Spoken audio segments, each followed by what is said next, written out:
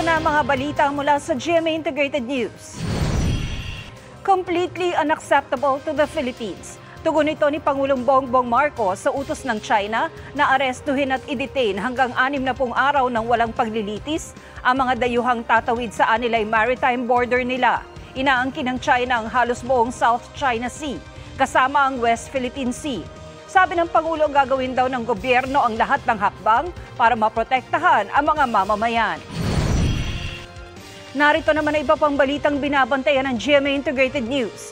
Mga paliparan ng Masbate, Dumaguete, Siargao at Zamboanga, pinag-aaralan ng Transportation Department na ilipat dahil siksikan. Mga kaso ng tikdas at whooping cough sa bansa bumaba sa nagdaang 3 hanggang 4 na linggo ayon sa Health Department.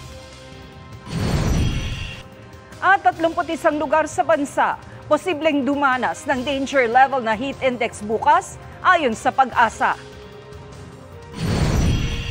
Para sa mas malaki misyon at mas malawak na paglilingkod sa bayan, ako po si Tina Panganiban Perez ng GMA Integrated News, ang News Authority ng Pilipino.